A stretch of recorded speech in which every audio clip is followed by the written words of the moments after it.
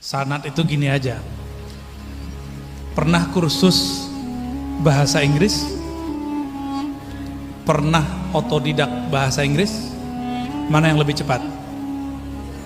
Kursus. Saya sudah setahun belajar bahasa Jerman via YouTube, gak berhasil. Thoriqat al-Youtubiyah. Tapi bisa baca aja. Udah bisa baca, tapi sulit untuk memahami karena ada gramatikal khas yang mesti saya baca, pelajari dari gurunya.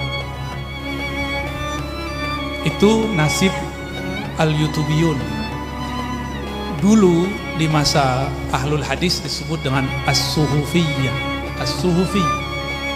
Sampai ada ungkapan ulama salafus saleh dinukil oleh Imam Suyuti, la yu'khazul ilm anis suhufi. Tidak boleh ngambil ilmu dari orang yang otodidak pada lembaran teks. Kalau sekarang la yu'khazul ilm anil yutubi. Begitu kalau diturunin. Kalau ada orang yang cuma belajarnya lewat YouTube, itu ilmunya nggak mu'tabar. Nggak mu'tabar. Hatta yaltaqiya bihi. Sampai dia emang langsung berguru kepada orangnya. Kalau nonton YouTube bisa sambil tiduran ya? Tidurannya gimana? Kakinya naik satu ya? Bener. Kalau yang banat nih nggak pakai jilbab, coba berani nggak ngaji depan kiai sambil tiduran kaki naik? Maka al-farq al-azim baina man yatalaqqa al-ilm min shaykhihi hadiran wa man akhazahu min al-wasail al-ilamiyah huwa tahqiqul adab. Jadi perbedaan besar antara orang yang talaki langsung ngaji bersanad dengan orang yang tidak bersanad yang cuma lewat sosial media adalah penerapan adab. Adab itulah menurut saya yang membuat ilmu itu dalam, luas. Kalau maklumat kita bisa ambil dari Google. Google buatan siapa? Yahudi, Amerika.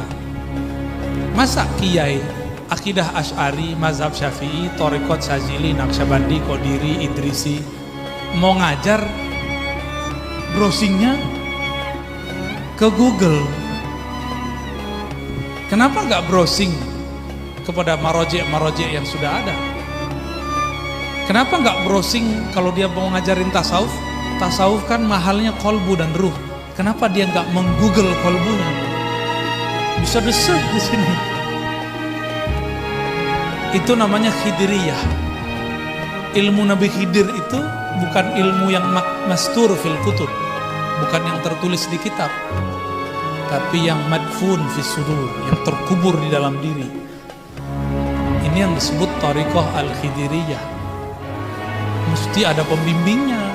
Kalau enggak ntar salah khidir, jadi khidur.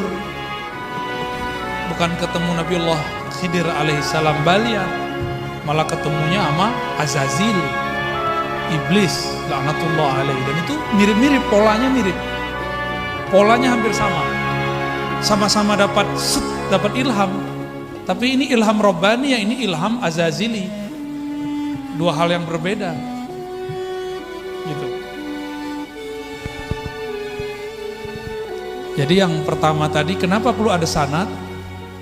Di situ ada barakatul adab, keberkahan adab. Adab itu yang luar biasa. Dan yang kedua, ini praktek. Nabi ngomong, "Shallu kama ra'aitumuni usolli." Salatlah kamu seperti engkau melihat aku salat. Bukan seperti kamu baca di kitab. Seperti engkau melihat aku. Ada yang lihat Nabi? Mimpi Nabi aja kayaknya cuma 1-2 orang ini. Ya, jujur aja gak apa-apa kok. Terus kita belum melihat Nabi, gimana cara sholat? Maka kita harus cari sahabat yang pernah melihat Nabi sholat. Adakah sahabat Nabi yang masih hidup? Gak ada. Maka kita cari murid sahabat. Adakah murid sahabat tabi'in yang masih hidup? Gak ada. Terus sampai sekarang murid dari murid dari murid dari murid sampai kepada Mbah Wahab Hasbullah, sampai kepada muridnya, keturunannya, masyayikh yang kita temuin sekarang. Itu yang disebut kama ra'aita kama ra'aitumuni usolli. Seperti kamu melihat aku diriwayatkan oleh guru-gurumu. Jadi fuqaha itu ruwatul af'al, wal muhaddisin ruwatul aqwal. Fuqaha periwayat af'al, perbuatan Nabi, sedangkan ahli hadis periwayat aqwalnya Nabi. Jangan dibentur-benturkan. Jadi fikihnya Mbah Wahab, fikihnya Hadratus Syekh Asy'ari, fikihnya ulama-ulama kita ini itu riwayat juga dan ada sanadnya, nyambung kepada Rasulullah Shallallahu Alaihi Wasallam. Jadi apa faedah yang kedua? Faedah yang kedua, dhabtul amal. Apa arti dhabtul amal? Ketepatan dalam beramal. Itu guna sanad. Coba sekarang buka Sahih Bukhari, lakukan sholat langsung setelah baca Bukhari, bisa nggak? Bisa.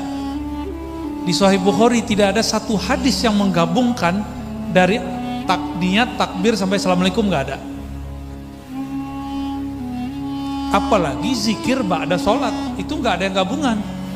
Itu sebabnya datang juhala, orang-orang jahil. Apa kata mereka? Nggak ada tuh doa-doa jamaah habis sholat. Itu perkataan kan kejahilan. Yang ada itu hadisnya terpisah, dia belum baca, dibilang nggak ada. Nabi abis Allahumma antas salam lantas jalan. Dia nggak baca bahwa di riwayat lain Nabi nambahin la ilaha illallah syarikalah. Di riwayat lain Nabi baca Al-Fatihah, di riwayat lain Nabi baca ayat kursi, di riwayat lain Nabi baca Allahumma inni ala dzikrika wa syukrika wa banyak riwayat digabung oleh ulama kita. Jadilah wirid ba'da sholat. Siapa yang menggabung ini? Ahlul fiqh, fuqaha, ahli hadis nggak ngerti. Sekarang riwayat yang terpecah-pecah ini dijadikan mazhab oleh kawan-kawan kita. Maka mereka gagal paham. Pemahamannya juz'iyah, tidak kulliyah. Itu akibat nggak punya mazhab, nggak punya sanad dalam fikih.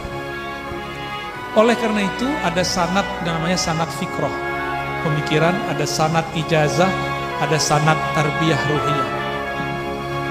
Tarbiyah ruhiyah dibimbing secara rohani, tarbiyah fikih pemahaman akliyah, termasuk amalan itu fikih, dan sanad yang tidak kalah penting sanad akliyah fikrah.